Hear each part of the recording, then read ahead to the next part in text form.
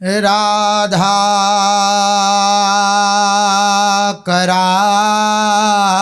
करावचित पल्लव वल्लरी के राधा पदांक विलसन मधुर स्थली के राधा यशो मुखरमत खगावली के राधा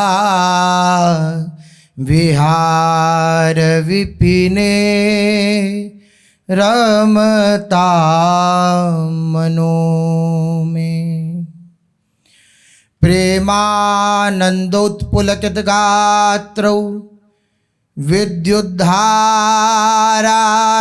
समकांति श्री राधा कृष्णो मनसि दधानं वन्देऽहं श्रीहितहरिवंशं वन्देऽहं श्रीहितहरिवंशम्।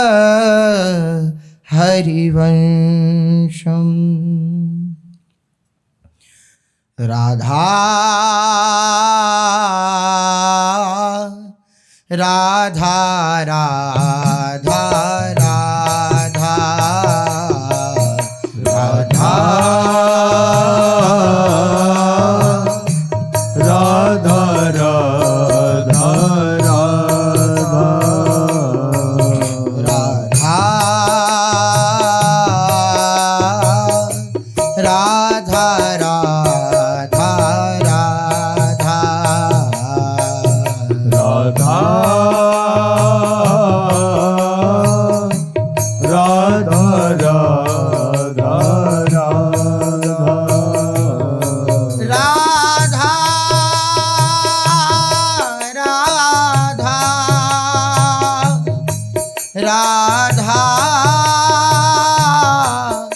राधा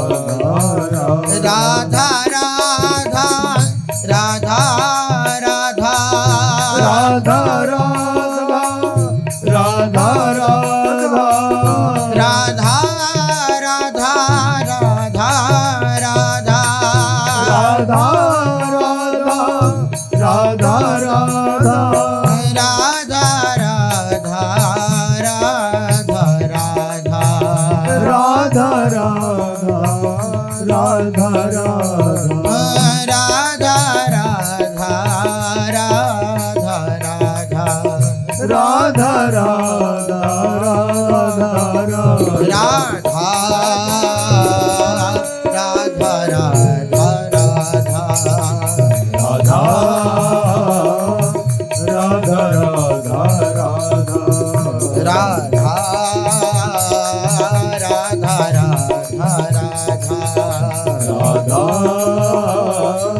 राधा राधा राधा। श्री राधा वल्लभ लाल की, महाप्रभु श्री हरिवंश चंद्रजू महाराज की, श्री सद्गुरुदेव भगवान की।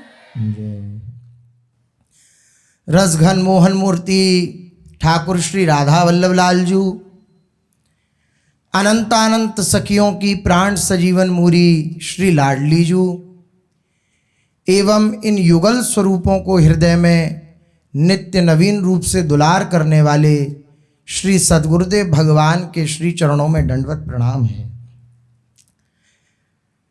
बड़े बड़े महापुरुष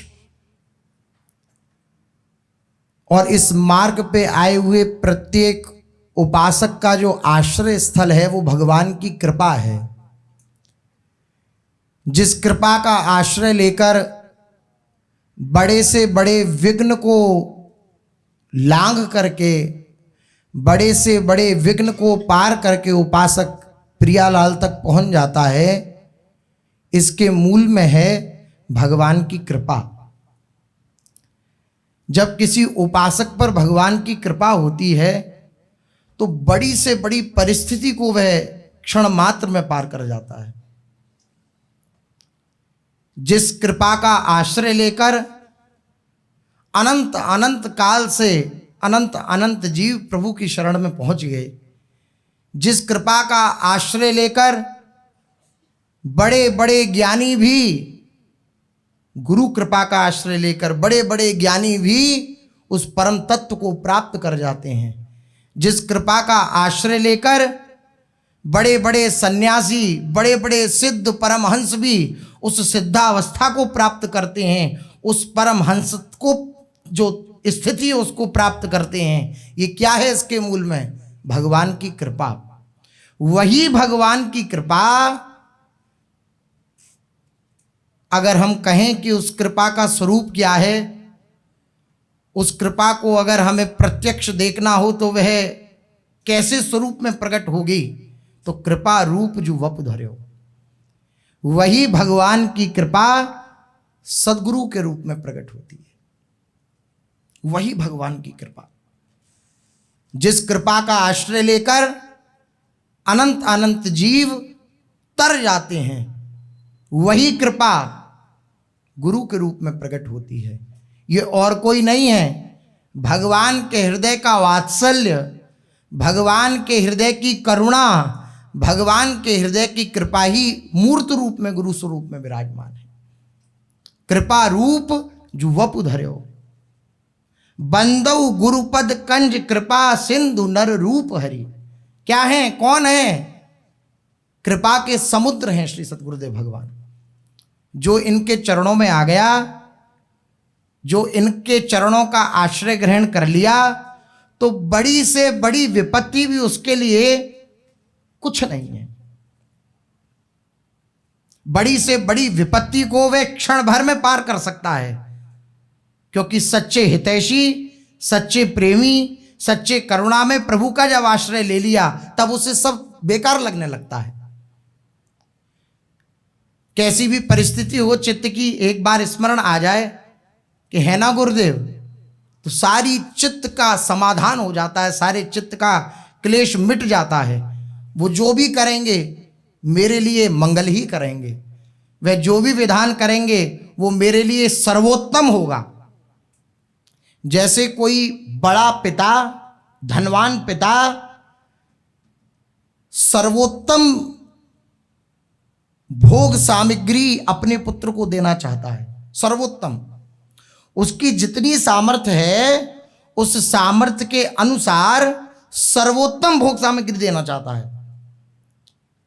अगर पुत्र कहे कि मुझे अमुक वस्तु चाहिए, तो पिता बाजार में जाएगा और ये खोजेगा कि मेरी हैसियत के अनुसार, मेरी सामर्थ्य के अनुसार क्या सर्वोत्तम है, वही अपने पुत्र के लिए लाएगा।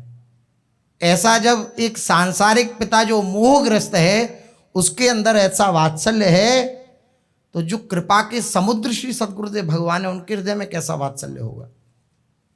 इसलिए वे सर्वोत्तम वस्तु का दान कर देते हैं। सर्वोत्तम कौन है? श्री युगल चरणारविंद।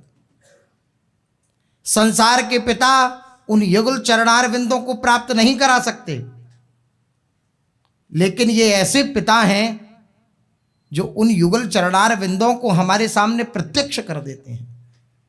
ऐसे गुरु की करुणा, ऐसे गुरु का वात्सल्य उपासक को उठाते चला जाता है। शिष्य का प्रारंभ, मध्य और सिद्धि ये केवल गुरु कृपा पे आश्रित है। अगर कोई सोचे कि हम बिना गुरु के इस भवसागर से तर जाएंगे, बिना गुरु के हम इस माया जाल को तोड़ करके और भव बंधन को तोड़ करके हम प्रभु को प्राप्त कर लेंगे, तो असंभव। हो सकता है नहीं, असंभव। कोई ऐसा त्रिभुवन में नहीं है कि बिना गुरु की कृपा के कोई भवसागर से पार हो। अरे साधारण बात, कोई छोटी सी भी वस्तु अगर सीखनी है तो उसके लिए भी शिक्षा गुरु की आवश्यकता होती है।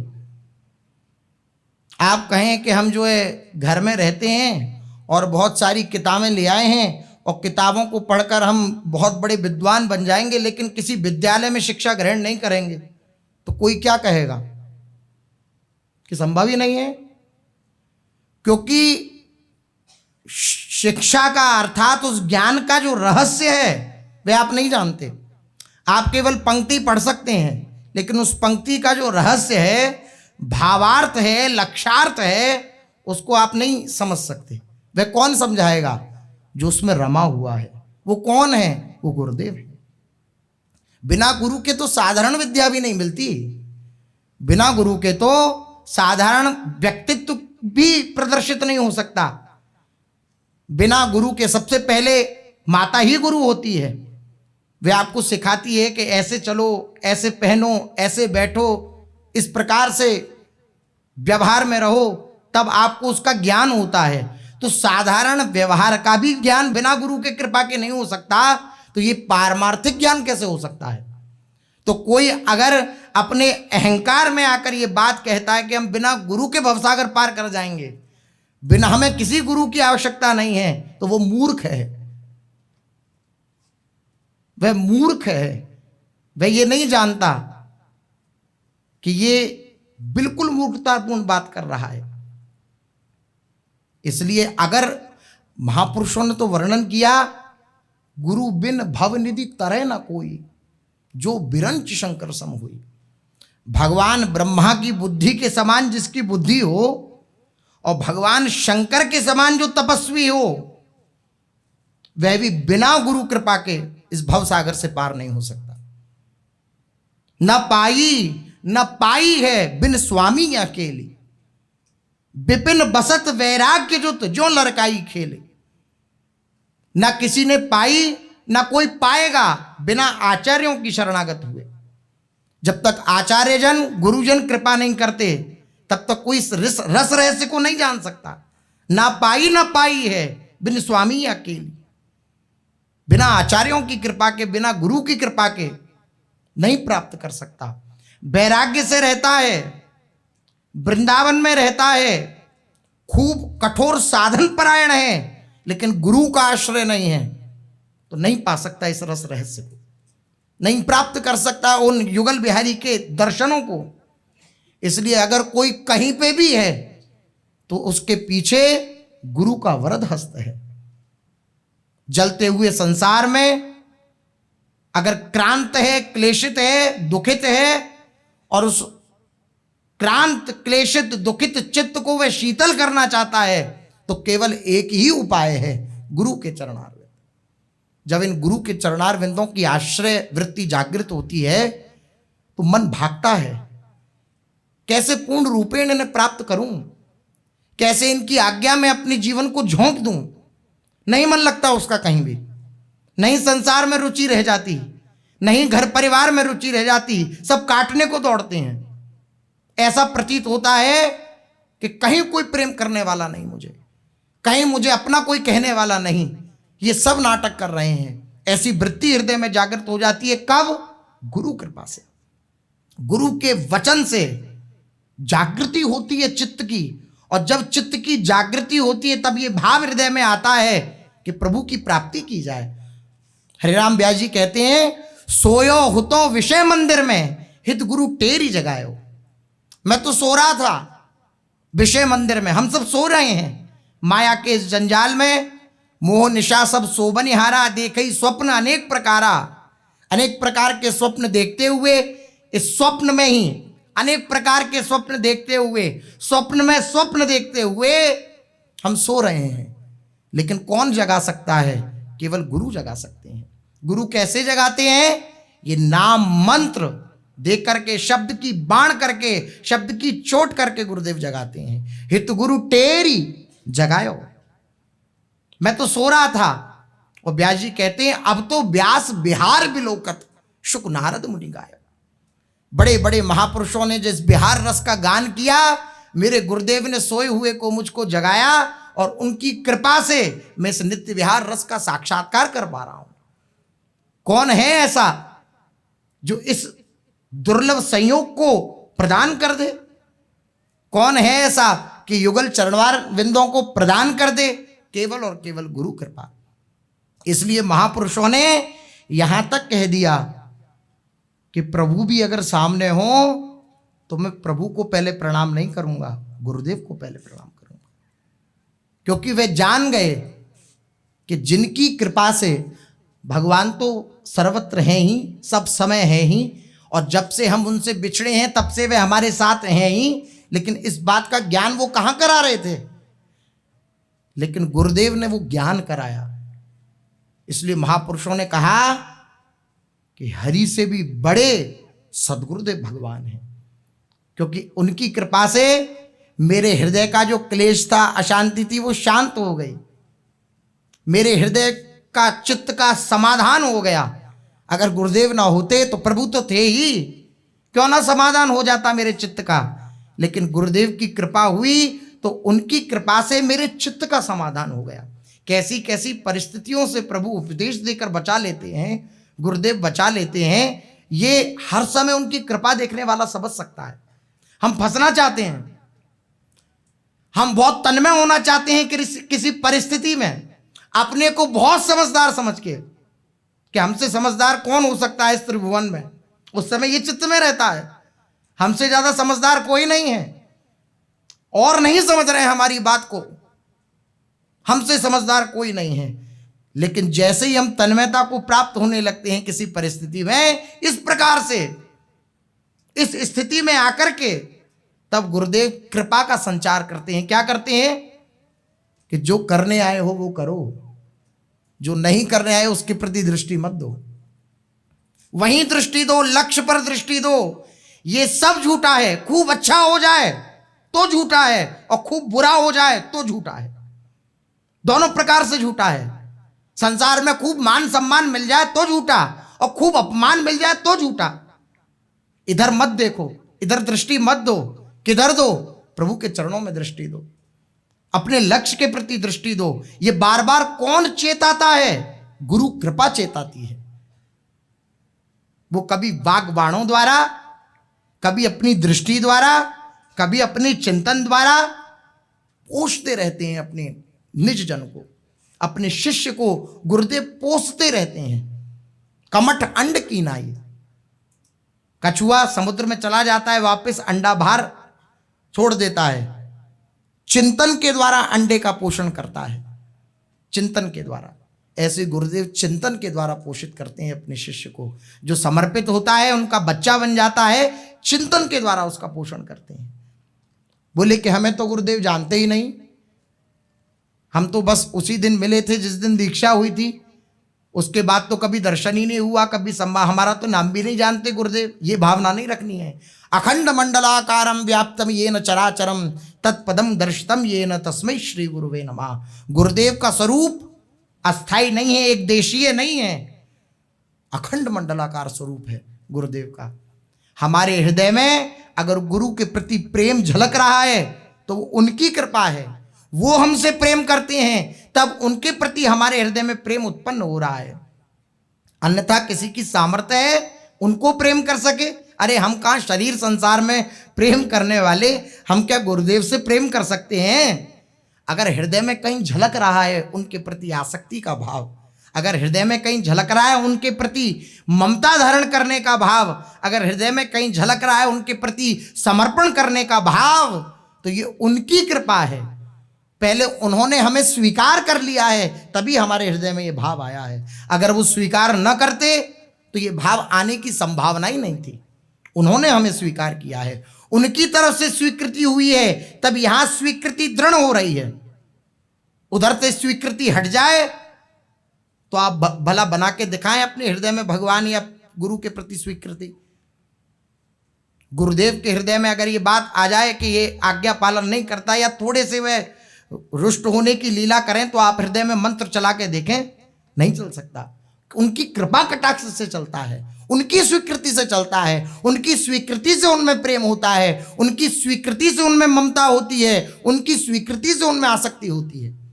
अपनी स्वीकृति से नहीं, उनकी स्वीकृति हो गई तो हमारे हृदय में उनके प्रति प्रेम झलक रहा है।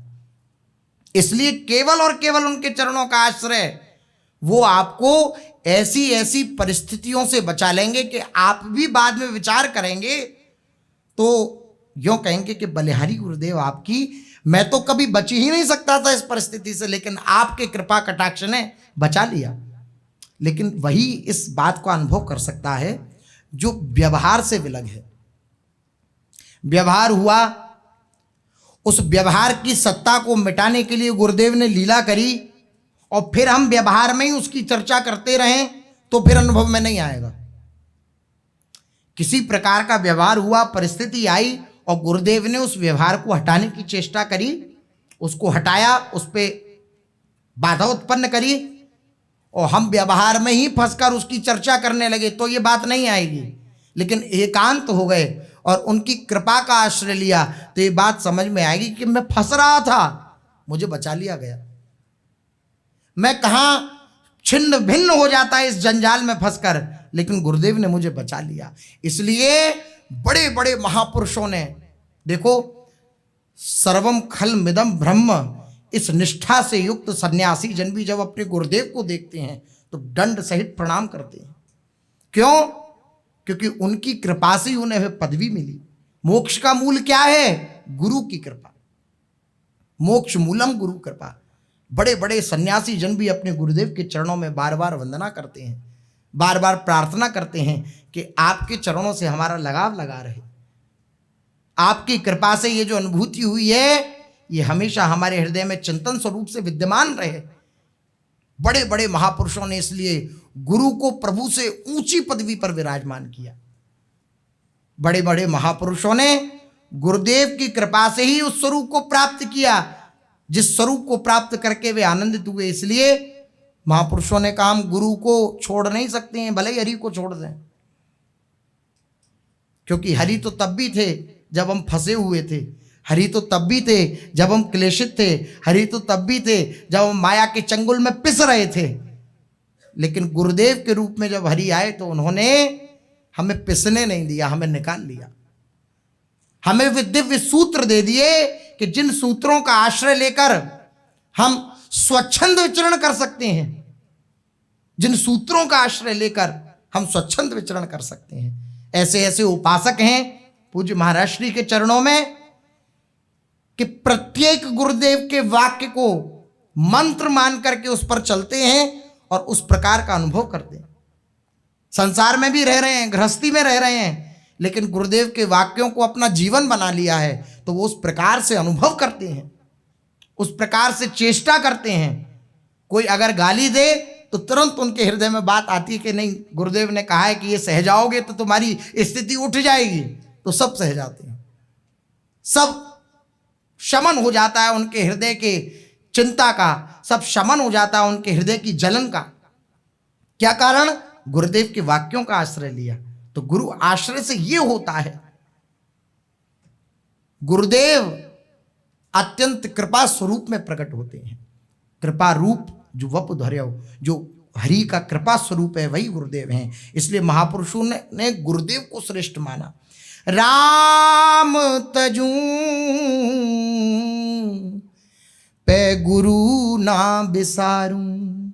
आह, कैसा महापुरुषों का भाव है। बोले मैं राम जी को तज सकता हूं, भगवान को तज सकता हूं, लेकिन गुरु को नहीं बिसार सकता, गुरु को नहीं भूल सकता। इन महापुरुषों के हृदय में यद्यपि गुरु गोविंद न भेद कराई, ऐसी स्थिति है कि गुरु और गोविंद में कोई भेद नहीं है, ऐसी इनकी हृदय की धारणा है, लेकिन गुरु की महिमा को प्रदर्शित करने के लिए भाव जागृत कर रहे हैं कि मैं राम जी को छोड़ सकता हूं लेकिन गुरु को नहीं छोड़ सकता। गुरु के सम हरि को ना निहारूं। आह, बोले ऐसा क्यों भावना आपके हृदय में आई कि गुरु के समान हरि को भी ना देखना, हरि से बढ़कर गुरु को देखना, ऐसी भावना क्यों आई आपके हृदय में? बोले हरि ने जन्म दियो जग माही, गुरु ने आवागमन छुटाई। आह, हरि ने तो जन्म दे दिया, इस संसार चक्र में डाल दिया, 84 लाख योनियों में डाल दिया, और कभी नहीं देखा क्या हालत हो रही है हमारी। लेकिन जिस क्षण हमें गुरुदेव ने स्वीकार किया तो उनका पहला कार्य क्या हुआ? गुरुदेव ने हमें आश्वासित किया कि अब तुम्हें इस संसार में कभी नहीं आना, तुम्हें नित्य श्री जी के चरणों में स्थापित होना है, तुम्हें नित्य श्री युगल सरकार की सेवा में पहुंचना है। गुरु ने आवागमन का चक्र छुड़ा दिया। हरि ने तो भेजा इस चक्र में, हरि ने तो छोड़ दिया इस चक्र में, लेकिन गुरु ने मेरे आवागमन का चक्र छुड़ा दिया। इसलिए राम तजूं पे गुरु ना बिसारूं। मैं भगवान को छोड़ सकता हूं लेकिन गुरुदेव को नहीं छोड़ सकता। अगर भगवान कहें कि गुरुदेव को छोड़कर हमारे पास आओ तो नहीं। देखिए बड़े बड़े महापुरुषों की निष्ठा। पूछ रहे हैं कहाँ है स्वामी श्री हरिदास जी महाराज? बोले नहीं, वह तो पधार गए। नहीं, बिना स्वामी जी के मैं युगल सरकार के दर्शन नहीं करूंगा, युगल सरकार के बिना स्वामी जी की सेवा में दर्शन नहीं कर सकता। ये गुरु निष्ठा, ये गुरु के प्रति समर्पण। क्योंकि वे जान गए कि हमें तो संसार में फंसाया प्रभु ने, लेकिन हमें संसार से अगर किसी ने उद्धार किया तो वे गुरुदेव थे। हरि ने 5 चोर दिए साथा, गुरु ने लई छुटाए अनाथा। काम क्रोध लोभ मोह मद मत्सर, ये हरि ने भेजा इस संसार में, और साथ में 5 चोर भेज दिए। इसे बार बार तंग करते रहो। ये जो भी पुण्य कर्म आदि करे, जो भी शुभ कर्म आदि करे, जो भी निस्वार्थ पूर्वक सेवा करे, उस सबको बार बार चुराते रहो, लूटते रहो बार बार उसे। काम क्रोध लोभ मोह मद मत्सर, ये भेज दिए हरि ने साथ में चोर। हरि ने 5 चोर दिए साथा, साथ भेज दिए 5 चोर जब इस संसार में भेजा तो। लेकिन गुरु ने लई छुटाए अनाथा। आहा, गुरुदेव ने मुझे इन 5 चोरों से छुटा दिया। इसलिए राम तजूं पे गुरु ना बिसारूं। मेरे को छुड़ा दिया इन चक्करों से। कैसे काम पर विजय प्राप्त करनी है, कैसे क्रोध पर विजय प्राप्त करनी है, कैसे लोभ पर विजय प्राप्त करनी है, ये सब नरक के पंथ हैं। तुम नरक चले जाओगे अगर इन सब का आश्रय लोगे तो।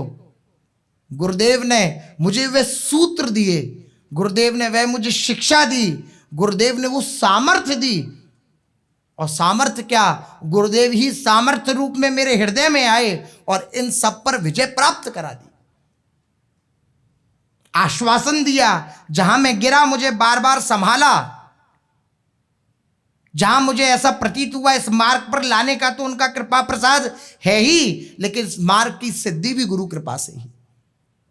गुरुदेव ने मुझे जहां मैं गिरा वहां उठाया और मुझे प्रोत्साहित किया, उत्साहित किया कि बढ़ आगे, देख आगे प्रियालाल खड़े हैं, थोड़ी सी रास्ता है, थोड़ी सी और देरी है, बस कृपा से पर्दा हटेगा, चुदे दर्शन हो जाएंगे युगल सरकार के। ये बार बार गुरुदेव ने मुझे आश्वासित किया। मत डर काम से, मत डर क्रोध से, मत डर लोभ से, तू इन सब पर विजय प्राप्त कर लेगा कृपा से। तू चिंता मत कर, तू बढ़ आगे। किसने प्रोत्साहित किया? हरि ने, गुरुदेव ने। ये गुरु कृपा की महिमा है। भेद नहीं वर्णन हो रहा है कि हम किसी को नीचा या ऊपर करके वर्णन, लेकिन महापुरुषों की हृदय की स्थिति कि प्रकट में जब गुरुदेव आए, जब प्रकट में वो रूप धारण किया, तब इस कृपा का अनुभव मुझे हुआ, तब इस कृपा का साक्षात्कार मुझे हुआ। वरना मैं तो भटक रहा था,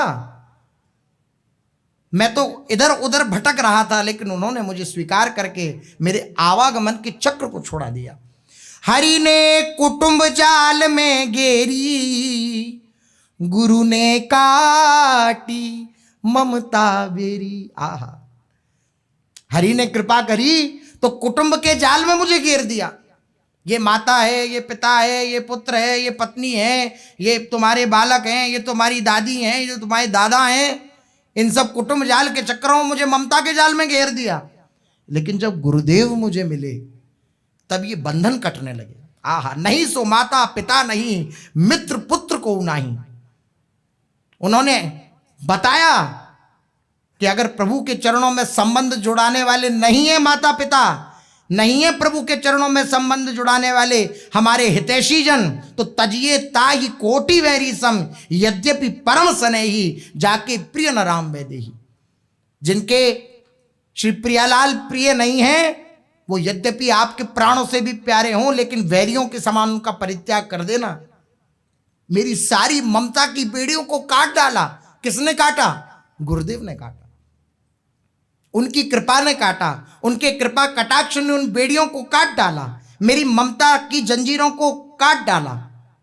हरि ने कुटुंब जाल में घेरी। हरि ने जब कृपा करी, मनुष्य शरीर दिया, लेकिन इस कुटुंब के जाल में घेर दिया। लेकिन इस कुटुंब जाल से छुटकारा दिलाने वाले कौन है? मेरे गुरुदेव। इसलिए राम तजूं पे गुरु न बिसारूं। मैं कैसे गुरुदेव की कृपा का भरोसा छोड़ सकता हूं? मैं कैसे उसको भुला सकता हूं? उन्होंने जितनी मुझ पर कृपा करी, आपका साक्षात्कार, आपसे प्रेम कराने की सामर्थ्य, आपसे प्रेम होने का आश्वासन किसने दिया? गुरुदेव ने दिया। मैं कैसे उन्हें भूल सकता हूं? हरि ने रोग भोग उरझायो, गुरु जोगी कर सबे छुटायो। हरि ने भेजा इस संसार में, कुटुंबियों में फंसा दिया, अनेक प्रकार के रोग, अनेक प्रकार के भोग इसी में फंसा दिया। देखो ये कितनी सुंदर वस्तु है, देखो माया प्रपंच सब प्रभु का ही तो है, माया प्रभु की है। मम माया, भगवान अपने मुख से कह रहे हैं, मम माया दुरत्या, मेरी माया बड़ी दुरत्य है, मेरी माया, उसी का ये प्रपंच है, बखेड़ा है, उसमें फंसा दिया। ये भोग, ये भोग, ये सामग्री, इससे संतुष्टि होगी तो मैं, इससे प्रसन्नता होगी, इससे सुख मिलेगा, अनेक प्रकार के इन्हीं भोगों में मुझे फंसा दिया। लेकिन जब गुरुदेव की मुझ पर कृपा हुई तो गुरु जोगी कर सबे छुटाया। गुरुदेव ने कहा, तू इन भोगों को भोगने वाला नहीं है, तू इनसे अलग हट, दृष्टा होकर के देख, तू खुद सहज स्वरूप है। तेरा स्वरूप जो है वो अमल सहज सुख राशि है, उसे किसी सुख की आवश्यकता नहीं है, किसी को सुख, किसी सुख की प्राप्ति की लालसा नहीं है, वो खुद सहज सुख राशि है। जोगी बना दिया, प्रभु से जोग करा दिया, प्रभु से मिलन करा दिया, प्रभु से जुड़ाव करा दिया। ये शिक्षा मुझे, ये प्रणाली बता दी कि तू कैसे इन राग भोगों को छोड़ सकता है, कि कैसे इन भोगों से ऊपर उठ सकता है, ये गुरुदेव ने बताया।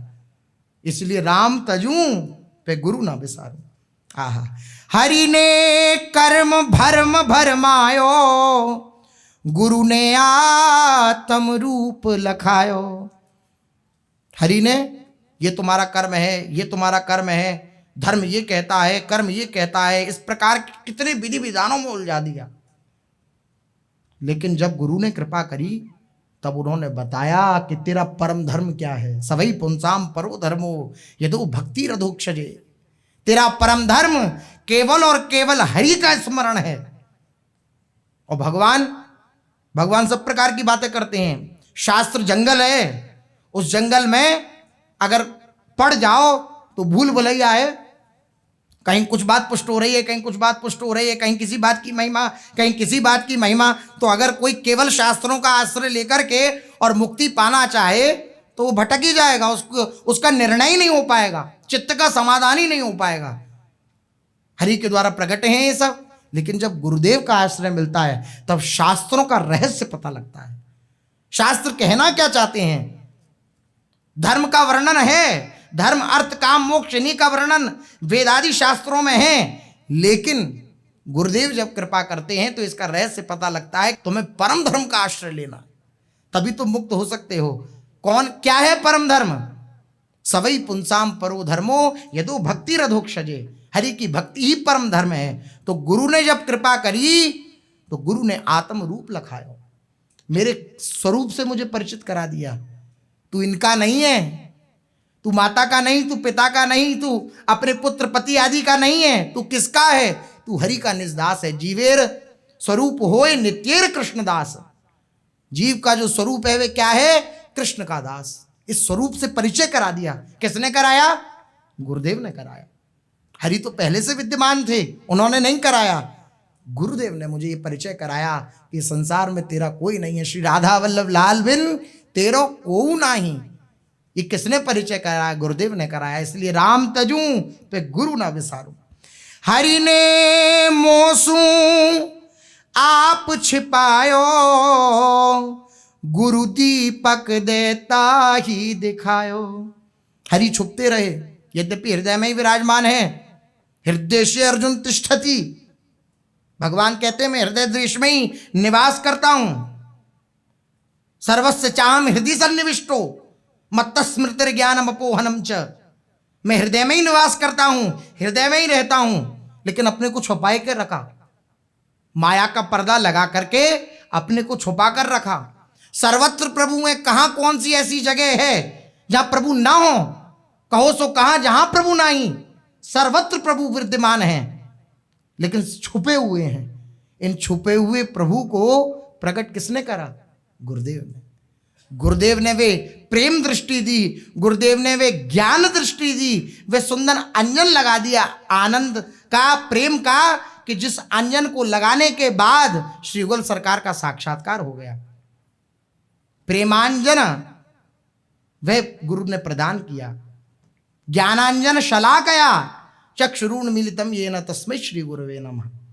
ज्ञानांजन प्रदान करी, वह अंजन लगाया, तब गुरुदेव की कृपा से हरि का साक्षात्कार हो गया। वरना हरि तो अपने को छुपाए हुए थे, वो अपने को प्रकट करना नहीं चाहते थे, लेकिन गुरुदेव ने कृपा करी तो वो प्रत्यक्ष हो गए, रुक नहीं पाए, उन्हें बलात् प्रकट होना पड़ा गुरुदेव की कृपा कटाक्ष से। इसलिए चरणदास जी कह रहे हैं, चरणदास पर तन मन वारूं। चरणदास श्री सहजो भाई जी के गुरुदेव हैं, तो चरणदास जी के आश्रय से युक्त होकर चरणों में बार बार प्रणाम करते हुए श्री सहजो भाई कह रही हैं, क्या कह रही हैं? चरणदास पर तन मन वारूं, गुरु ना तजूं हरि को तज डारूं, गुरु ना तजूं हरि को तज डारूं। मैं गुरुदेव के चरणों में बार बार बलिहारी जाती हूँ, बार बार अपना समर्पण करती हूँ। मैं हरि को छोड़ सकती हूँ, लेकिन गुरुदेव को नहीं छोड़ सकती। उनकी कृपा से मुझे आप मिले हो, आपका साक्षात्कार हुआ है, अन्यथा आपने तो मुझे फंसा ही दिया था। गुरुदेव ने मुझे इस चंगुल से बचा लिया। इसलिए गुरु कृपा सर्वोपरि है। कोई कितना भी बड़ा हो, बिना गुरु कृपा के, अपनी तपस्या के द्वारा, अपने साधन के द्वारा उस परम तत्व को, उस ब्रह्म विद्या को, या उस स्वरूप साक्षात्कार को, या प्रेम मार्ग का जो चरम लक्ष्य श्री युगल प्राप्ति है, उसको प्राप्त नहीं कर सकता। कोई अपनी तपस्या के द्वारा प्राप्त नहीं कर सकता। ऐसा उपनिषद आदि शास्त्रों में वर्णन है।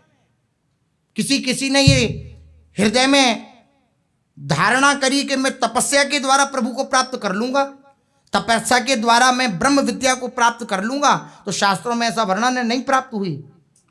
किसी ने सहयोग नहीं किया। पहले गुरु का वर्णन करो, तब तुम्हें शांति मिलेगी, तब तुम्हें तुम्हारे लक्ष्य की प्राप्ति होगी। कोई ये सोचे कि मैं शास्त्रों का अध्ययन करके, मैं अपनी बुद्धि की सामर्थ्य के अनुसार, मैं अपनी बुद्धि को लगा करके प्रभु को प्राप्त कर लूंगा, तो नहीं प्राप्त कर सकता।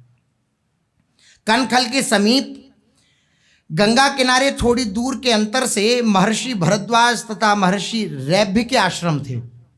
कनखल के समीप गंगा किनारे। दोनों महर्षि परस्पर घनिष्ठ मित्र, श्री महर्षि भरद्वाज जी और श्री महर्षि रैभ्य जी, ये परस्पर बड़े मित्र थे। महर्षि रैभ्य के अरवावसु और परावसु नाम के दो पुत्र हुए। रैभ्य जी के अरवावसु और परावसु, ये दोनों ही अपने पिता के समान शास्त्रों के बड़े गंभीर विद्वान थे, बड़ा ज्ञान रखते थे शास्त्रों का, क्योंकि शास्त्रों का अध्ययन किया बालपन से ही। महर्षियों की संतान तो शास्त्रों का खूब अध्ययन किया इन्होंने, और विद्वान थे। कैसे विद्वान? बौद्धिक विद्वान। ज्ञान का हो जाना यह भी बहुत कठिन बात है, लेकिन विज्ञान युक्त ज्ञान का हो जाना यह परम दुर्लभ बात है। अनुभव जनित ज्ञान ये असत्य है, ये ज्ञान सबको है, सब झूठा है, किसको ज्ञान नहीं है? शमशान में अगर किसी को जलाने जाते हैं तो कितने बड़े बूढ़े सब यही वार्ता करते रहते, सब झूठा है, देखो सबको मरना है, सबको जाना है, अंत में सबको यहीं आना है। लेकिन ये ज्ञान है बौद्धिक, केवल यहीं तक सीमित है, विज्ञान से युक्त नहीं है, अनुभव से युक्त नहीं है। ये अनुभव नहीं है कि ये झूठा है, ये अनुभव नहीं हुआ कि ये झूठा है। अगर ये अनुभव हो जाता, आपको पता लग जाए नकली नोट है, तो आप कभी उसके प्रति आकर्षित हो पाएंगे क्या? सड़क पे पड़ा हुआ नोट नकली है तो आप आकर्षित होंगे क्या? आपको ज्ञान हो गया कि झूठा है।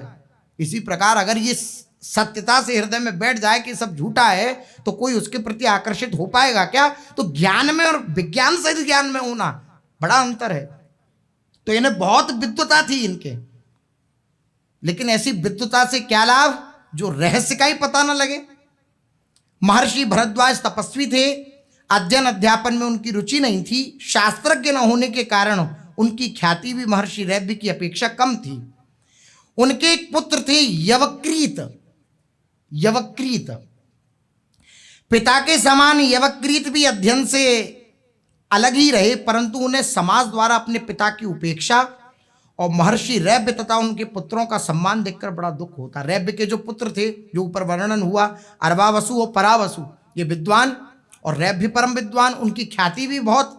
लेकिन भरद्वाज जी के जो पुत्र थे, उनके हृदय में ये बात आती है कि हमारा कहीं सम्मान ही नहीं है, क्योंकि विद्वता नहीं, पढ़ाई में रुचि नहीं रही, तो सब जगह उन्हें ठोकर खानी पड़ती, अपमान होता उनका, तो बड़ी उनके हृदय में ग्लानि होती। महर्षि रैभ्य तथा उनके पुत्रों का सम्मान देखकर बड़ा उन्हें दुख होता। अंत में सोच समझकर उन्होंने वैदिक ज्ञान प्राप्त करने के लिए उग्र तप प्रारंभ किया कि मैं वैदिक रहस्य को, वैदिक ज्ञान को, विज्ञान सहित ज्ञान को प्राप्त करने की आकांक्षा लेकर मैं तपस्या करता हूं, लेकिन कोई गुरुदेव का वर्ण नहीं किया। ये गलती हो गई उनसे।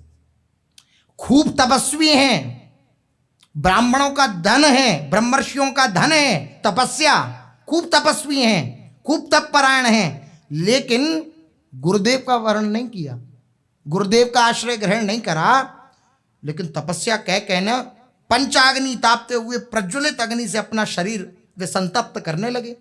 चारों तरफ 5 अग्नि जला करके और बीच में स्वयं बैठ करके और भगवान का स्मरण। यवक्रीत का कठोर तप देख करके देवराज इंद्र उनके पास आए। तप है, उसका प्रभाव है, देवताओं को आना पड़ता है, ये एक विधान बना हुआ है कि आपको जाना ही चाहिए, प्रभु के द्वारा ही है। तो जब ऐसी तपस्या देखी तो आए देवराज इंद्र और पूछा उनसे कि आपके इस कठोर तप का कारण क्या है, क्या चाहते हैं आप? तो यवक्रीत जी ने कहा कि गुरु के मुख से वेदों की संपूर्ण शिक्षा शीघ्र नहीं पाई जा सकती है। देखिए, ये बुद्धि में हमारे यही आ जाता है। अब ये उन्होंने देखो क्या कहा, कितनी अवहेलनात्मक बात कही।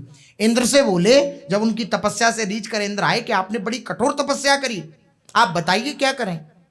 तो उन्होंने कहा, गुरु के मुख से वेद आदि शास्त्रों का संपूर्ण शिक्षा ग्रहण करना ये शीघ्र संभव नहीं है, जल्दी से प्राप्त नहीं की जा सकती, इसलिए मैं तप के प्रभाव से संपूर्ण वेद शास्त्रों का ज्ञान प्राप्त करना चाहता हूं।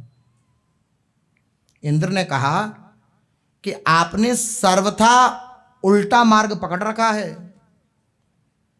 ये सीधा मार्ग नहीं है, ये बिल्कुल विपरीत मार्ग है।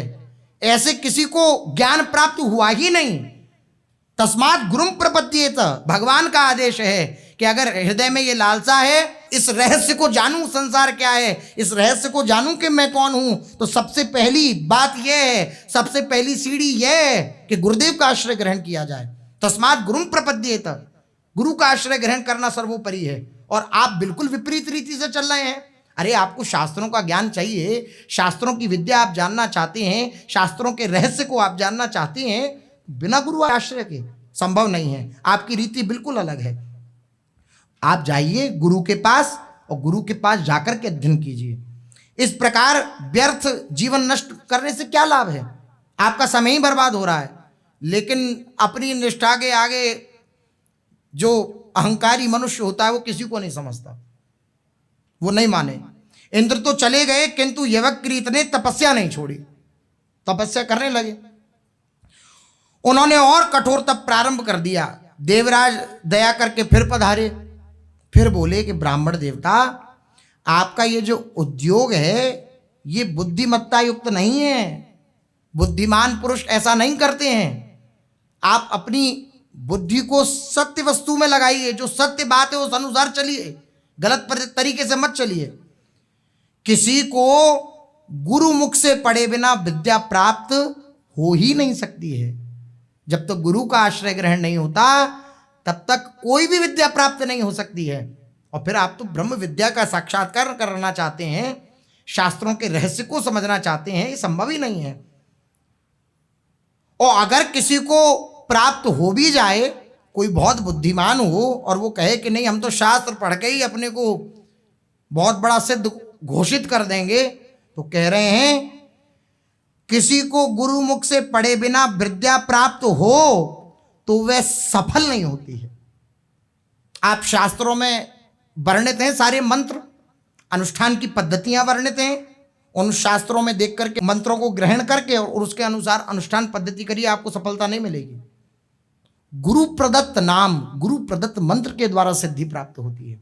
गुरुदेव जब कृपा करते हैं तब सिद्धि प्राप्त होती है। बोले अगर आपने कोई विद्या प्राप्त कर भी ली तो आपको सफलता नहीं मिलेगी। आप अपने दुराग्रह को छोड़िए और गुरु की शरण में जाइए। जब देवराज ये आदेश देकर चले गए तब यवकृति ने निश्चय किया कि मैं अपना अंग प्रत्यंग काट करके अग्नि में हवन कर दूंगा, लेकिन मैं प्राप्त ऐसे ही करूंगा।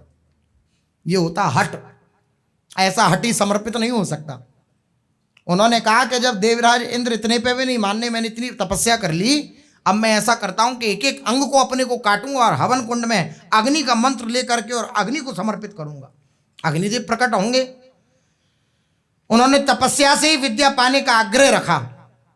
उनका निश्चय जानकर देवराज इंद्र अत्यंत वृद्ध एवं रोगी ब्राह्मण का रूप धारण करके वहां आए और जहां यवकृत गंगा जी में स्नान किया करते थे उसी स्थान पर गंगा जी में बालू डालने लगे।